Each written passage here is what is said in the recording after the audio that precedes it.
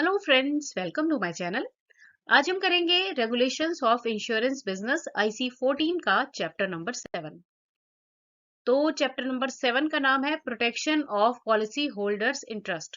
देखिए, इस चैप्टर में हम बेसिकली जो पॉलिसी होल्डर रहते हैं उनके हितों की रक्षा करना कैसे की जाती है, मतलब उनके जो बेनिफिट्स वगैरह हैं या उनके जो अधिकार हैं रिगार्डिंग इंश्योरेंस पॉलिसी, तो उसके बारे में हम आज के चैप्टर में बात करने वाले हैं। तो चलिए शुरू करते हैं। सबसे पहले है स्टेजेस ऑफ इंश्योरेंस पॉलिसी।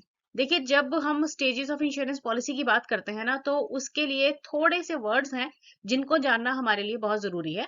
तो फर्स्ट ऑफ ऑल हम उन वर्ड्स के बारे में बात करेंगे। इनमें सबसे पहले है कवर।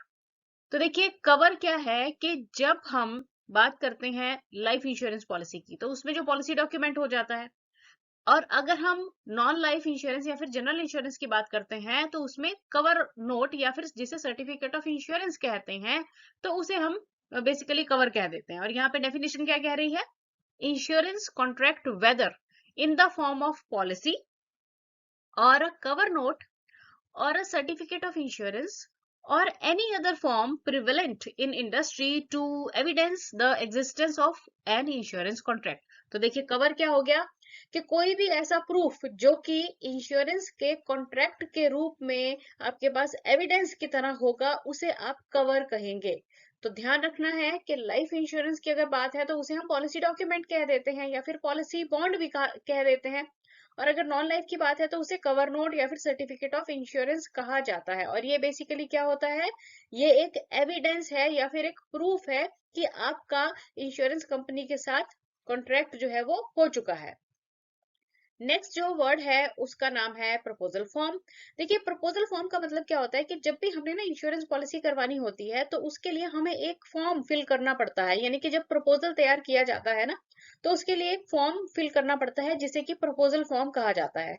और इस प्रपोजल फॉर्म में जिस भी व्यक्ति को इंश्योरेंस लेनी है और जिस भी पर्टिकुलर चीज के लिए इंश्योरेंस करवानी है, इधर लाइफ के लिए या फिर नॉन लाइफ के लिए, तो उसके रिगार्डिंग जो भी जरूरी जानकारी है, जो कि इंश्योरेंस कंपनी को आपके बारे में जरूरी जानकारी चाहिए है, वो सारी की सारी प्रपोजल फॉर्म में ही फिल की जाती है। नेक्स्ट टर्म है मटेरियल। तो देखिए, मटेरियल का मतलब क्या रहता है कि जो प्रपोजल फॉर्म में हम जरूरी जानकारी फिल करते हैं ना, उसे मटेरियल फैक्ट्स कहा जाता है। तो अब यहाँ पर बताया गया है कि material shall mean and include all the important essential and relevant information in the context of underwriting the risk to be covered by the insurer। तो देखिए, ये है इंपॉर्टेंट जानकारी जिसके बेस्ड जो इंश्योरर है वो अंडरराइटिंग करेगा और रिस्क को एक्सेप्ट या फिर रिजेक्ट करेगा। नेक्स्ट है प्रोस्पेक्टस। तो देखिए, प्रोस्पेक्टस का मतलब क्या होता है कि ये एक प्रकार का डॉक्यूमेंट है या फिर आप कह सकते हैं कि लीफलेट है, जो कि इंश्योरेंस प्रोडक्ट की पूरी जानकारी हमें देता है ना, उसे हम प्रोस्पेक्टस कहते हैं। तो कोई भी देखिए, जब भी कोई भी प्रोडक्ट इंश्योरेंस कंपनी के द्वारा मार्केट में निकाला जाता है, तो उस प्रोडक्ट के रिगार्डिंग वो एक ब्रोशर जारी करते हैं जिसमें उस प्रोडक्ट की पूरी जानकारी होती है, पूरी डिटेल्स होते हैं, तो उसे हम प्रोस्पेक्टस कहते हैं। नेक्स्ट हम पढ़ेंगे two stages of insurance policy. देखिए, जो इंश्योरेंस पॉलिसी है ना, उसमें ना बेसिकली दो स्टेजेस होती हैं। एक होती है प्री सेल और एक होती है पोस्ट सेल। प्री सेल का मतलब है सेल से पहले, मतलब पॉलिसी बेचने से पहले की स्टेज। और पोस्ट सेल का मतलब है पॉलिसी बिक जाने के बाद की स्टेज। ठीक है। तो जो प्री सेल है ना, इसमें दो पॉइंट्स हैं, पॉइंट ऑफ सेल और प्रपोजल ऑफ द इंश्योरेंस। जबकि जो पोस्ट सेल है ना, इसमें कौन कौन सी स्टेजेस है? Issue of the policy bond, then grievance redressal procedure, complaint handling procedure, policy holders service and claim settlement। तो बेसिकली किसी भी इंश्योरेंस पॉलिसी में ये दो स्टेजेस होंगी जिन्हें कि आपने ध्यान से करना है, प्री सेल और पोस्ट सेल। तो सबसे पहले हम प्री सेल की बात करेंगे और उसमें दो पॉइंट्स जैसे हमने बात की, उनमें से एक पॉइंट है पॉइंट ऑफ सेल। तो पॉइंट ऑफ सेल बेसिकली इसका मतलब क्या है कि जब भी कोई भी इंश्योरेंस पॉलिसी या इंश्योरेंस प्रोडक्ट बेचा जाता है, तो किन किन चीजों का ध्यान रखा जाएगा, कैसे उसे सेल करना है ना, तो ये पॉइंट जो है ना, ये सारी चीजें कंसिडर करेगा। तो यहाँ बताया गया है कि there should be utmost transparency at the time of sale and promotion so that policyholder is made to feel confident that he or she is being given complete information regarding the product. तो देखिए पहला point क्या कह रहा है कि जो भी प्रोडक्ट आप इंश्योरेंस पॉलिसी का जो प्रोडक्ट है ना, जो भी आप अपने पॉलिसी होल्डर को बेचें, तो आपको उसके बारे में ना पूरी जानकारी जो है उसे देनी है, ट्रांसपेरेंट जानकारी देनी है, ताकि जो आपका कस्टमर है उसे लगे कि मुझे पूरी जानकारी मिल गई है और वो अपने आप को ना ठगा हुआ महसूस ना करे कभी भी। तो ये आपने ध्यान रखना है। नेक्स्ट पॉइंट है, provision of clear and complete information about the product is not only a fundamental expectation but also a necessity to ensure fair treatment to policyholders by the insurance company. तब ये second point ये कह रहा है कि clear और complete information जो है वो देना, ये मतलब यहाँ पर ये बताया गया है कि ये सिर्फ एक हम कह सकते हैं कि फंडामेंटल एक्सपेक्टेशन ही नहीं है, पर ये एक नेसेसिटी है, ताकि जो पॉलिसी होल्डर है उसके साथ एक फेयर ट्रीटमेंट किया जा सके। तो ये बहुत जरूरी है at the point of sale कि पूरी जानकारी प्रोडक्ट के बारे में दी जाए और सही जानकारी और पूरी की पूरी जानकारी जो है वो पॉलिसी होल्डर को दी जाए। नेक्स्ट है प्रपोजल ऑफ द इंश्योरेंस। तो देखिए प्रपोजल, जैसे कि हमने बात की थी प्रपोजल फॉर्म की, तो जब कोई भी व्यक्ति इंश्योरेंस लेने के लिए तैयार हो जाता है, यानी कि उसका प्रपोजल तैयार करना होता है ना, तो अब ये स्टेज आ जाती है प्रपोजल फॉर द इंश्योरेंस। अब यहाँ पे पहला पॉइंट कह रहा है कि on in all the cases except in marine insurance a proposal for grant of cover either for life insurance business or for general business must be evidenced by the written document। तो देखिए यहाँ पर इन्होंने बताया कि marine insurance को छोड़ के बाकी जितने तरह की भी इंश्योरेंस है ना, उसमें क्या रहता है कि एक प्रपोजल तैयार किया जाता है, रिटन डॉक्यूमेंट रहता है जिसे कि प्रपोजल तैयार करना कहते हैं। प्रपोजल फॉर्म पर ये किया जाता है। Forms and documents used in grant of cover may, depending upon the circumstances of each case, be made available in the language recognized under the Constitution of India। तो अब इसमें ये बताया गया है कि जो प्रपोजल फॉर्म तैयार किए जाते हैं ना, तो जो भी फॉर्म है या डॉक्यूमेंट है जो कि आप इंश्योरेंस कवर के लिए तैयार कर रहे हैं, तो वो जो भी कॉन्स्टिट्यूशन ऑफ इंडिया में रिकॉग्नाइज्ड लैंग्वेजेस है ना, उनमें अवेलेबल होने चाहिए, ताकि जिस भी व्यक्ति को आप पॉलिसी बेच रहे हैं तो उसे वो जिस भी लैंग्वेज में वो फॉर्म है ना, तो उसे वो समझ आना जरूरी है। तो ये पॉइंट बहुत इंपॉर्टेंट है। नेक्स्ट है post sale stages of the insurance policy, जिनमें सबसे पहले है issue of the policy bond. तो देखिए पॉलिसी बॉन्ड जिसकी हमने शुरू में बात की, पॉलिसी बॉन्ड क्या रहता है, ये एक प्रूफ है ऑफ इंश्योरेंस कॉन्ट्रैक्ट। तो अब इशू ऑफ पॉलिसी बॉन्ड के बारे में यहाँ पे बताया गया है कि policy bond is a legal document setting out the terms and conditions of the contract. तो देखिए क्या होता है पॉलिसी बॉन्ड, ये एक लीगल डॉक्यूमेंट होता है जिसमें कि कॉन्ट्रैक्ट के रिगार्डिंग सारी टर्म्स और कंडीशंस जो है वो बताई गई होती हैं। It is duty of the insurer to ensure that contents of the policy document are easy to understand। तो ये ड्यूटी रहेगी किसकी, इंश्योरर की, इंश्योरेंस कंपनी की, कि जो भी कंटेंट्स पॉलिसी डॉक्यूमेंट में लिखे गए हैं वो इजी टू अंडरस्टैंड है, मतलब उनका मतलब समझ आना चाहिए पढ़ने वाले को, लैंग्वेज जो है वो सिंपल होनी चाहिए। Document should avoid jargon, should be easy to read and most of all be attractive for consumer to pursue। तो देखिए क्या है कि डॉक्यूमेंट जो है उसमें कोई भी कंफ्यूजन नहीं होना चाहिए, मतलब ऐसी कोई भी लैंग्वेज नहीं लिखी होनी चाहिए जिसके दो मतलब बन रहे हो, एम्बिग्विटी नहीं क्रिएट होनी चाहिए, आसानी से पढ़ने वाला होना चाहिए और अट्रैक्टिव होना चाहिए कि कंज्यूमर को पढ़ के लगे कि हाँ समझ भी आए उसे कि क्या भाषा लिखी हुई है, मुझे क्या बेचा जा रहा है। तो ये है regarding some points policy bond. Next है फ्री लुक पीरियड। तो देखिए फ्री लुक पीरियड का मतलब क्या होता है, इसे ना कूल ऑफ पीरियड भी कहा जाता है। हर एक इंश्योरेंस कंपनी जो है एक फ्री लुक पीरियड जो है अपने कस्टमर को ऑफर करती है। इसका मतलब क्या होता है कि देखिए मान लीजिए कि हमने इंश्योरेंस पॉलिसी खरीदी और उसे खरीदने के बाद हमें लगता है कि ये हमने ठीक नहीं खरीदी है, या जो हमें प्रोडक्ट बताया गया था ये वो नहीं है, या फिर सिंपली जैसे हम बाजार से कुछ खरीदते हैं ना, तो हम अपने दुकानदार से पूछ लेते हैं कि भैया अगर अच्छी नहीं लगी तो वापस हो जाएगी। बस वही काम यहाँ पर इंश्योरेंस पॉलिसी के लिए भी इंश्योरेंस कंपनी हमें देती हैं। 15 दिन का समय हमें मिलता है कि अगर हमें पॉलिसी जो है वो नहीं जम रही है, ठीक नहीं है, तो या फिर आप कह सकते हैं कि आप उस पॉलिसी के साथ कंफर्टेबल नहीं है, तो आप 15 दिन के अंदर अंदर उस पॉलिसी को वापस भी कर सकते हैं, और इसे फ्री लुक पीरियड कहा जाता है। कई कई जगह पर इसे कूल ऑफ पीरियड भी कहते हैं। If a person cancels the insurance policy during the free look period, the insurance company refunds the premium paid after the following deductions.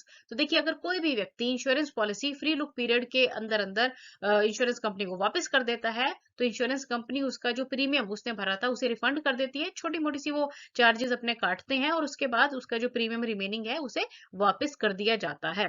तो जो डिडक्शन होती है उसमें क्या क्या है? सबसे पहले तो है cost pertaining to medical test, मतलब जो मेडिकल टेस्ट अगर हुआ है तो उसमें जो खर्चा आया है, स्टैंप ड्यूटी वगैरह जो लगी होती है कंपनी की, and the risk premium in case customer is provided cover in the free look period.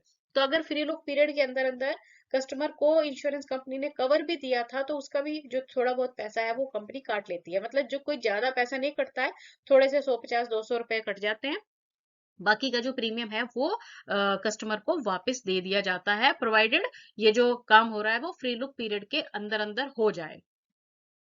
Next है grievance redressal, complaint handling and policy holders servicing procedure. तो देखिए, ग्रीवेंस रिड्रेसल या फिर कंप्लेंट हैंडलिंग है ना, इसका मतलब क्या है कि भाई अब अगर हमने पॉलिसी ली है, तो कई बार क्या है कि एक्सपीरियंस अच्छा नहीं भी रहा, तो जो ग्रीवेंस रिड्रेसल है ना, ये शिकायत निवारण तंत्र है जो कि सरकार के द्वारा बनाया गया है कि अगर इंश्योरेंस पॉलिसी को लेकर हमें कोई कंप्लेंट है, इंश्योरेंस कंपनी से कोई कंप्लेंट है, हमें लग रहा है कि हमारे साथ धोखा हो गया है, तो फिर हम कहाँ जाएं?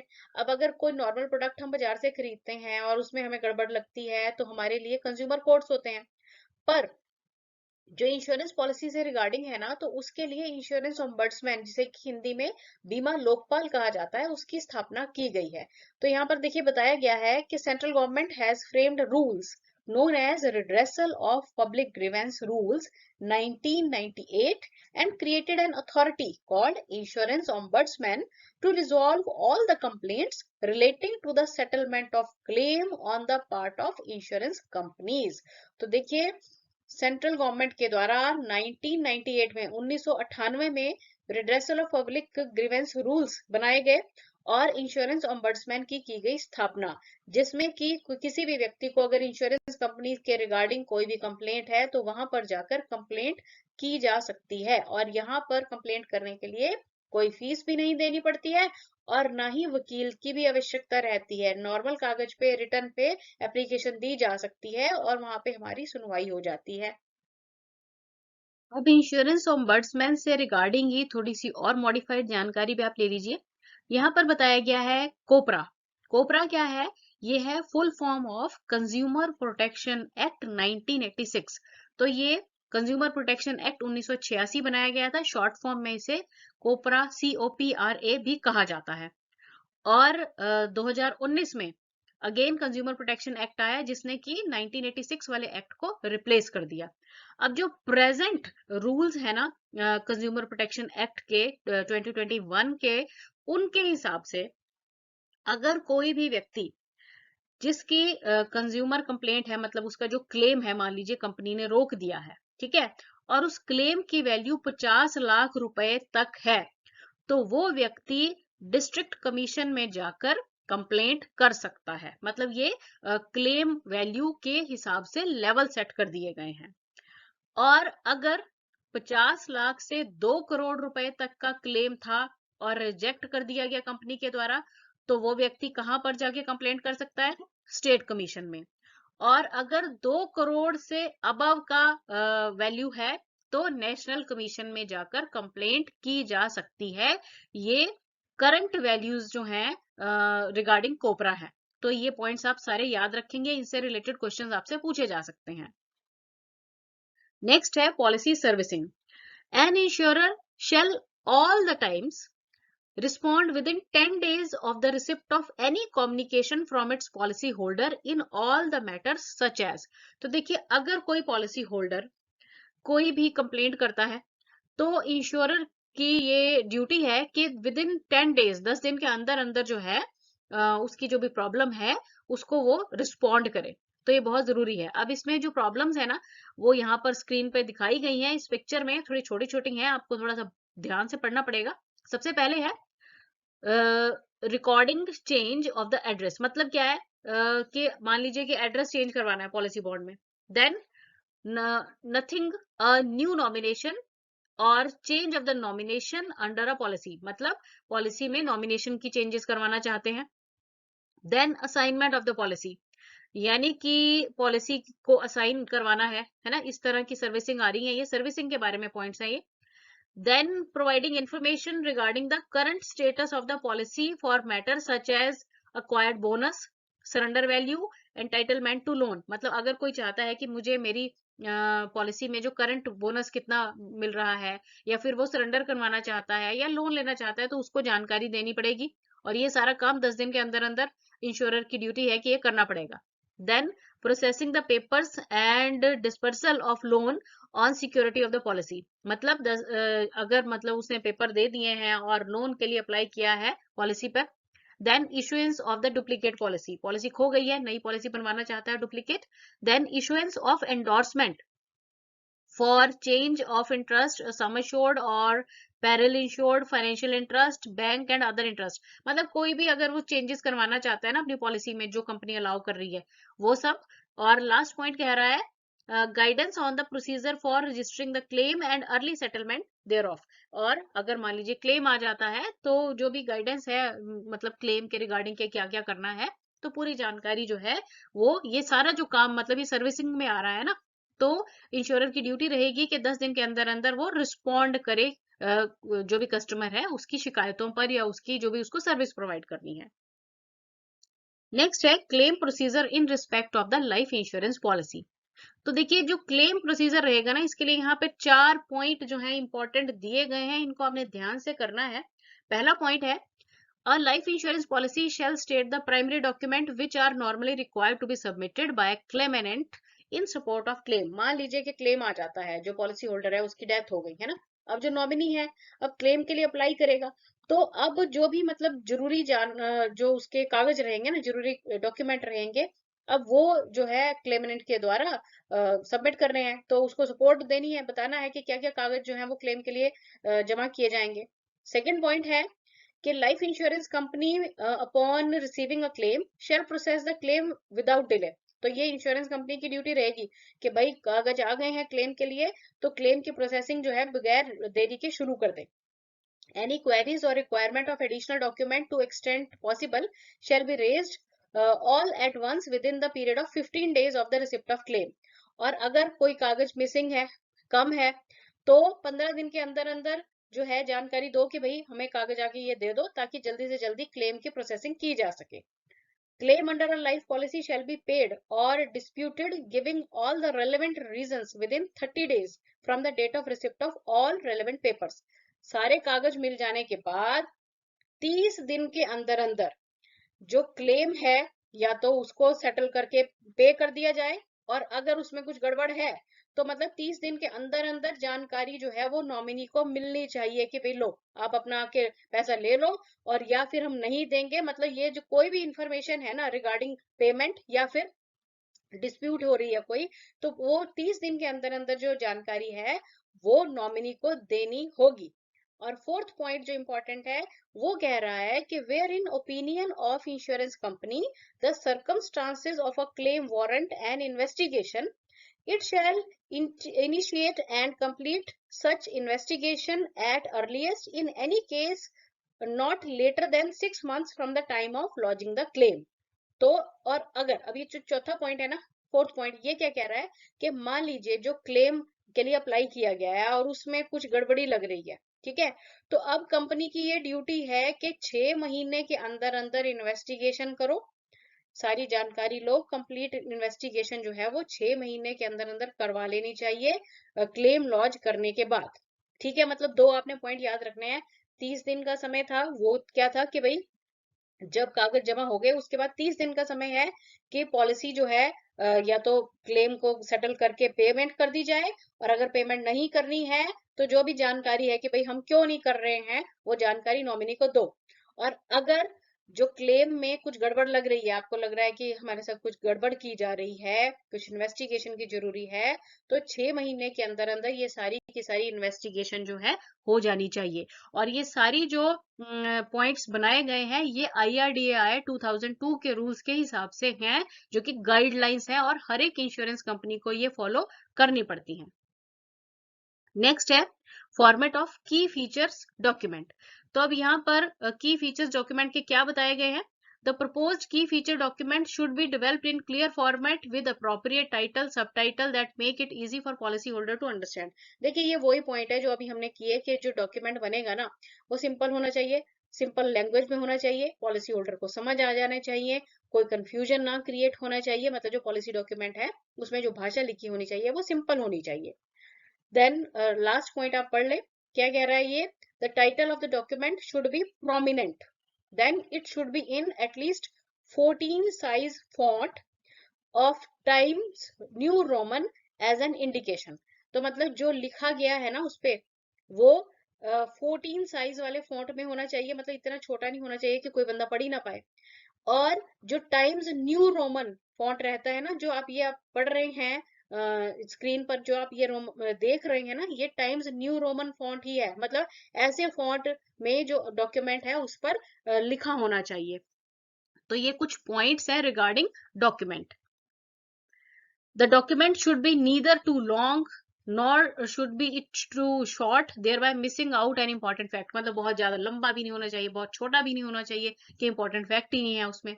The document should avoid jargon, should be easy to read, be attractive for consumer to pursue. Document should explicitly bring out the risk involved for policy holder and the obligations or commitment required of him or her. तो देखिए सीधी सी बात है, document simple भाषा में होना चाहिए, लंबा ज्यादा नहीं होना चाहिए, छोटा भी बहुत कम नहीं होना चाहिए, इजी भाषा होनी चाहिए जो कि किसी भी नॉर्मल व्यक्ति को पढ़ के समझ आ जाए। चलिए अब हम करेंगे इसके प्रैक्टिस क्वेश्चंस। सबसे पहले है what is the temporary insurance certificate issued to consumer before issuing the insurance policy known as. तो देखिए इंश्योरेंस पॉलिसी इशू होने से पहले जो एक टेम्परेरी इंश्योरेंस सर्टिफिकेट कस्टमर को इशू किया जाता है ना, उसे क्या कहते हैं? पॉलिसी बॉन्ड बॉन्ड कहते हैं, कवर नोट कहते हैं, एक्नॉलेजमेंट लेटर कहते हैं, या फिर कुछ भी नहीं कहते हैं इनमें से। तो देखिए इसका जो राइट आंसर है ना वो है ऑप्शन बी, कवर नोट इसे कहा जाता है। जब तक पॉलिसी बॉन्ड या फिर इंश्योरेंस पॉलिसी नहीं मिलती है ना, तब तक कवर नोट से हमें काम चलाना पड़ता है, और मैक्सिमम 1 महीने तक का 30 डेज तक का ये इसका वैलिडिटी रहती है। Within how many days should a proposal be processed by insurer? आपको बताना है कि कितने दिन के अंदर अंदर जो है इंश्योरर को प्रपोजल प्रोसेस कर देना पड़ेगा। प्रपोजल की बात हो रही है यहाँ पर, प्रपोजल। तो ऑप्शंस है 15 दिन, 30 दिन, 60 दिन या फिर 10 दिन। तो देखिए इसका राइट आंसर है ऑप्शन ए, 15 दिन के अंदर अंदर जो है प्रपोजल की प्रोसेसिंग इंश्योरर के द्वारा शुरू हो जानी चाहिए। Option A is the right answer. Free look option has been exercised within how many days? Free look period बताइए कितने दिन का है? पता है ना आपको, 15 दिन का है। Option C is the right answer. Dash was created by government of India for quick disposal of grievances of insured customer. आपको बताना है कि भारतीय सरकार के द्वारा, भारत सरकार के द्वारा किसकी स्थापना की गई थी जिससे कि शिकायतों का जल्दी से निवारण किया जा सके? किनकी? इंश्योरेंस के कस्टमर्स की। ठीक है, तो ऑप्शंस हैं grievance redressal authority, insurance ombudsman, insurance council, special insurance courts. तो देखिए होते तो ये स्पेशल इंश्योरेंस कोर्ट्स ही हैं, पर इनका नाम क्या होता है? इनका नाम होता है इंश्योरेंस ओम्बड्समैन। हिंदी में हम इसे बीमा लोकपाल कहते हैं। Option B is the right answer. What is the penal interest that the insurance company has to give to the claimant in case of delay of the payment of claim? तो देखिए अब यहाँ पर पूछा गया है कि अगर क्लेम का पैसा देने में देरी हो रही है तो इंश्योरेंस कंपनी को कितना पीनल इंटरेस्ट जो है वो क्लेमेनेंट को देना होगा? 1% above the prevailing bank rate, 2% above the prevailing bank rate, 4% या फिर 5%? तो देखिए इसका राइट आंसर है 2%, यानी कि जितने बैंक के उस समय रेट ऑफ इंटरेस्ट चल रहे हैं उससे 2% अधिक जो है क्लेमेनेंट को देना होगा इंश्योरेंस कंपनी को अगर क्लेम देने में वो देरी करते हैं, इसलिए option B is the right answer. What should be the font size of key features of the document? तो अभी हमने पढ़ा है ये कि की फीचर्स डॉक्यूमेंट में फॉन्ट साइज कितना होना चाहिए, 14 होना चाहिए, और फॉन्ट कौन सा होना चाहिए, टाइम्स न्यू रोमन। ये वही फॉन्ट है जो आप अभी स्क्रीन पर देख रहे हैं। Which of the following fall in the pre-sale stage of the insurance policy? अब देखिए इस क्वेश्चन में पूछा गया है कि जो प्री सेल स्टेज होती है ना पॉलिसी की, कौन सी, प्री सेल स्टेज, उसमें यहाँ पे जो नीचे ऑप्शन दी गई है कौन सी फॉल करेगी। Issuance of policy bond, proposal of insurance, then claim settlement, या फिर नन ऑफ द अबव। तो देखिए जो प्री सेल स्टेज है ना, इसमें क्या क्या आता है, एक तो आता है पॉइंट ऑफ सेल और दूसरा क्या आता है, प्रपोजल ऑफ द इंश्योरेंस। तो ऑप्शन बी जो है ये आ जाएगा आपका right answer. What is the ceiling limit for premium for all Riders put together? देखिए जब हम कोई भी पॉलिसी करवाते हैं ना, तो उसमें हमारे पास लाइफ इंश्योरेंस पॉलिसी में राइडर्स की भी जो है सुविधा रहती है। तो राइडर क्या होता है कि पॉलिसी में एक्स्ट्रा जो बेनिफिट मिलता है ना उसे राइडर कह देते हैं। तो अब यहाँ पर बताया गया है कि राइडर्स की अगर हम प्रीमियम के रिगार्डिंग बात करें तो सीलिंग लिमिट क्या होती है, 30%, 15%, 10% of the premium of basic product, या फिर नन ऑफ द अबव। तो देखिए ceiling limit of for the premium for all the Riders जो है ना वो कितनी होती है, 30% होती है। तो राइट आंसर आएगा option A. Dash is a legal document setting out the terms and conditions of the contract. आपको बताना है उस लीगल डॉक्यूमेंट का नाम जिसमें कि कॉन्ट्रैक्ट की सारी टर्म्स और कंडीशंस रहती हैं। Proposal form, prospectus, cover note, या फिर पॉलिसी बॉन्ड। ऑप्शन जो है डी यानी कि पॉलिसी बॉन्ड है ऐसा लीगल डॉक्यूमेंट जिसमें कि सारी टर्म्स और कंडीशंस रहेंगी कॉन्ट्रैक्ट की। Which rules have been framed by central government in 1998 to resolve all the complaints related to settlement of the complaints?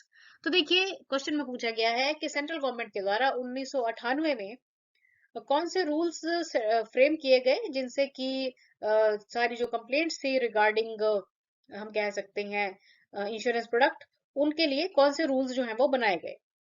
तो ऑप्शंस है redressal of public grievance rules, insurance council, policy holder servicing, या फिर none of the above.